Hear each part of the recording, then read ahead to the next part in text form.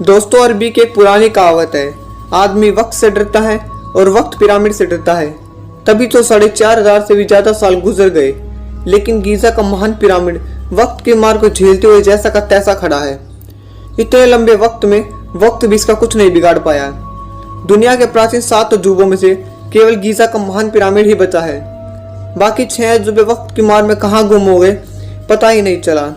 जब भी हमें अपनी आधुनिक टेक्नोलॉजी पर घमंड हो, तब हमें वक्त में पीछे मुड़कर गीजा के इस महान पिरामिड को जरूर देखना चाहिए। क्या हमने अपनी आधुनिक टेक्नोलॉजी से ऐसा कुछ बनाया है जो कि बिना किसी मेंटेनेंस के गीजा के महान पिरामिड की तरह 4,500 सालों तक वक्त की मार को झेल पाए?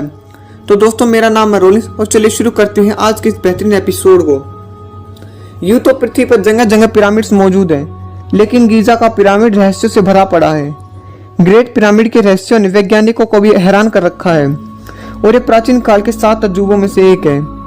दरअसल इजिप्ट के कायरा शहर के पास 3 पिरामिडों का एक समूह है, जिनमें से एक है गीजा का the great pyramid. Great pyramid इन तीनों में से सबसे बड़ा और सबसे पुराना है। इसे खुफू का पिरामिड भी बोला जाता है। इन तीनों के साथ यहाँ मौजूद है the great sphinx of Giza. यह एक मिथिकल क्रिएचर है जिसका सिर इंसान का और धड़ शेर की तरह है। ऐसा लगता है कि जैसे इन तीनों पिरामिडों की रक्षा कर रहा है। चलिए अब जानते हैं कि इन सभी स्ट्रक्चर में से वे कौन से रहस्य हैं जो वैज्ञानिकों को परेशान कर रहे हैं। Perfect geometry and geography. इस ट्रायंगल को देखिए, ये बिल्कुल पिरामिड के आकार का ही है। इसकी एक लाइन इस मिथिकल क्रिएचर यानी स्फिंक्स के सर से होकर गुजरती है। अगर हम ग्रेट पिरामिड के आधार की आउटलाइन बनाएं और इसको खिसकाकर पिरामिड के राइट साइड में ले जाएं और इस बॉक्स से एक सीधी रेखा को इस क्रिएचर के सर से खींचे, तो वो भी इस स्फिंक्स के सर से होकर ही गुजरेगी। अगर पिरामिड के सेंटर से होकर जाने वाला एक सर्कल खींचे, तो वो भी स्फिंक्स के सर से होकर ही गुजरता है। क्या ये सिर्फ एक इत्तेफाक है या यह प्राचीन मिस्रवासियों ने जानबूझकर बनाया है?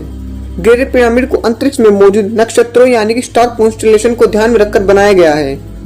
अगर ग्रेट पिरामिड के चारों कोनों को देखा जाए तो वे 4 नक्षत्रों को दर्शाते हैं, जो कि हैं वृष, सिंह, वृश्चिक और कुंभ।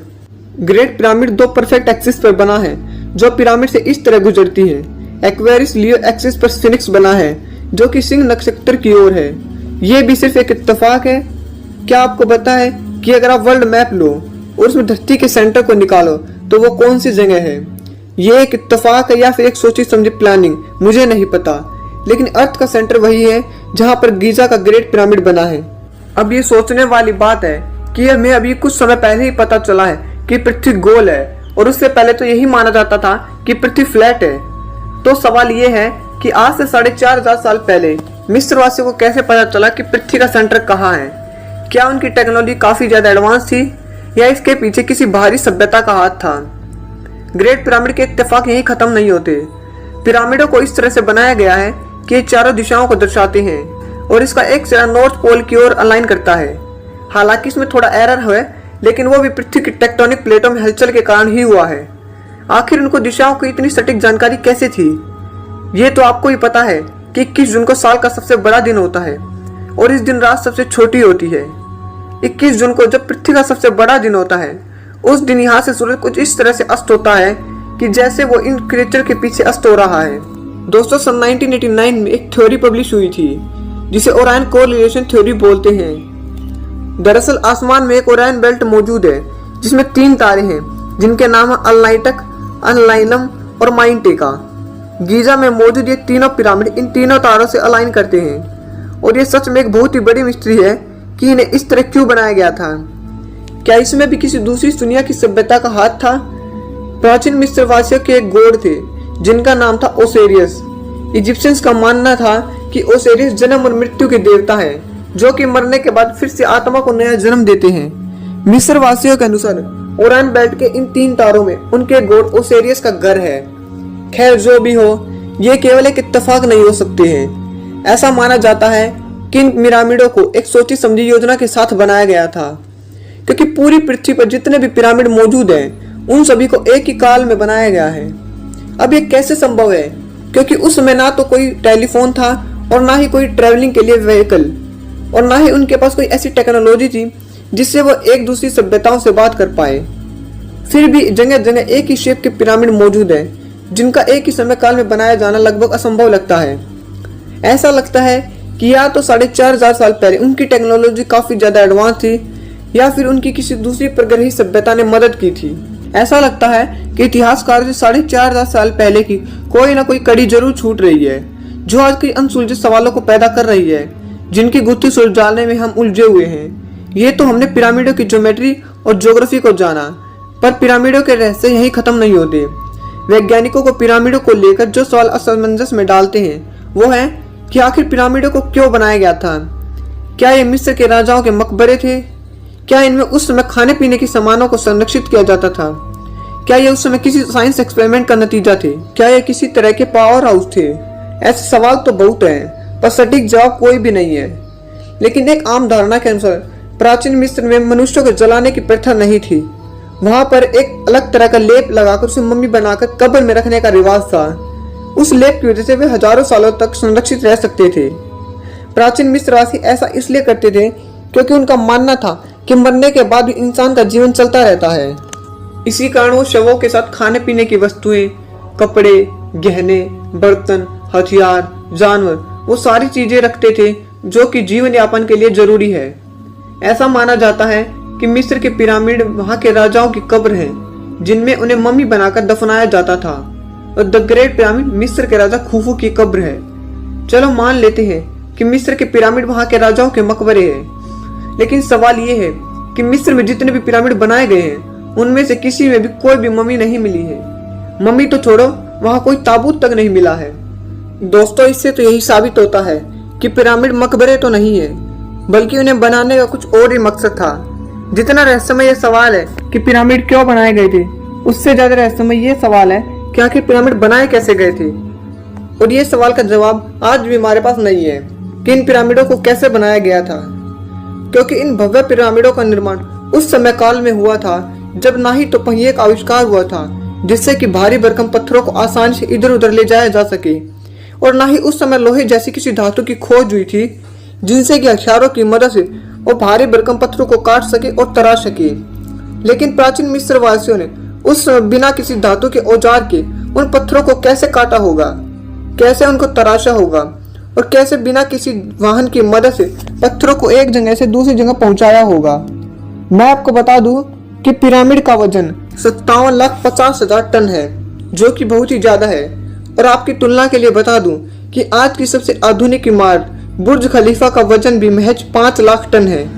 आप अंदाजा लगा सकते हैं कि कितना भारी भरकम है the great pyramid of Giza. आपको बता दूं कि आईफल टावर के बनने से पहले पिरामिड दुनिया की सबसे ऊंची इमारत थी। यह पिरामिड 450 फीट ऊंचा है और इसका आधार 13 एकड़ में फैला है। आपकी तुलना के लिए बता दूं कि इसका आधार 16 फुटबॉल ग्राउंड जितना बड़ा है और इसमें 23 लाख से ज्यादा चूना पत्थरों का इस्तेमाल किया गया है, जिनका वजन 2700 किलोग्राम से लेकर 80,000 किलोग्राम तक है। अब सवाल यह है कि इतने भारी भरकम पत्थरों को बिना किसी क्रेन की मदद के ऊपर कैसे पहुंचाया गया। दोस्तों, एक आम धारणा के अनुसार ग्रेट पिरामिड का निर्माण 20 सालों में पूरा हो पाया था और भारी भरकम पत्थरों को पहाड़ी से काटकर रस्सी व लकड़ी की सहायता से मेन स्पोर्ट तक लाया जाता था। अगर पिरामिडों को ऐसे ही बनाया गया था तो उनके पास केवल 2.5 मिनट होता था किसी भी पत्थर को काटने, उसको उसकी जगह पर लाने, उसको तराशने और फाइनली उसे इतनी ऊपर तक ले जाने के लिए। ऐसा माना जाता है कि पत्थरों को 500 मील दूर से लाया जाता था।